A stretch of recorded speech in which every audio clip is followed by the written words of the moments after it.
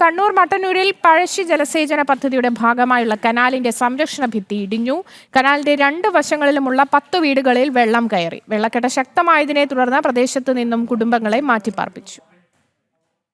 ഇന്നലെ അർദ്ധരാത്രിയോടെയാണ് തെളുപ്പ് ഭാഗത്ത് കനാലിന്റെ 2 വശത്തെയും ഭിത്തി ഇടിഞ്ഞത്. ഇടിഞ്ഞ ഭാഗത്തുകൂടി കനാലിലെ വെള്ളം ഇരച്ചെത്തുകയായിരുന്നു.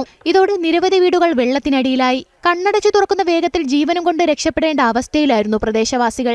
ഇന്നലെ ഒരു 10:30 നമ്മൾ ഇങ്ങോട്ടേക്ക് വെള്ളം ഇങ്ങനെ കയറി പോയതിന് മഴയൊന്നും ആ സമയത്ത് മഴയൊന്നും ഇല്ലായിരുന്നു. പെട്ടെന്ന് കാണാൻ ഇങ്ങോട്ടേക്ക് വെള്ളം അങ്ങോട്ടേക്ക് കയറി നമ്മൾ കണ്ടിന്. പിന്നെ കുറച്ച് സമയം കഴിഞ്ഞിട്ട് നമ്മൾ പുറത്തേക്ക് ഇങ്ങനെ വന്ന് നോക്കുമ്പോഴേക്കാണ് ഒരൊറ്റ വെള്ളം. പിന്നെ എവിടുന്ന വരും നമുക്കെന്നെ തിരിഞ്ഞിട്ടില്ല. ഇങ്ങനെ ഒരൊറ്റ കയറിൽ അങ്ങോട്ട് കയറി പോയതിന് വെള്ളം. പിന്നെ കുറേ സമയം കഴിയുമ്പോൾ ഇങ്ങനത്തെ ഇടുന്നൊരു പൊട്ടിയരെ, എന്നാലും വെള്ളം ഈടിയുള്ള വെള്ളം ഒരുപാട് താണ്ടില്ല, ഇങ്ങോട്ടേക്ക് കയറി തന്നെ ചെയ്യുന്നു. എല്ലാ സാധനവും എടുക്കാൻ പറ്റിയില്ല. അപ്പോഴേക്കും വെള്ളം പിന്നെ പൊന്തി വന്നു. പിന്നെ അവിടെ നിന്നൊന്നും എടുക്കാൻ പറ്റില്ല. ടിവിയും ഫ്രിഡ്ജും എല്ലാം വെള്ളത്തിൽ നശിച്ചു പോയില്ല. പക്ഷേ അളവയും ഇല്ലാണ്ട് രക്ഷപ്പെട്ടു. അതന്നെ ഒരു ഭാഗ്യമാണ്.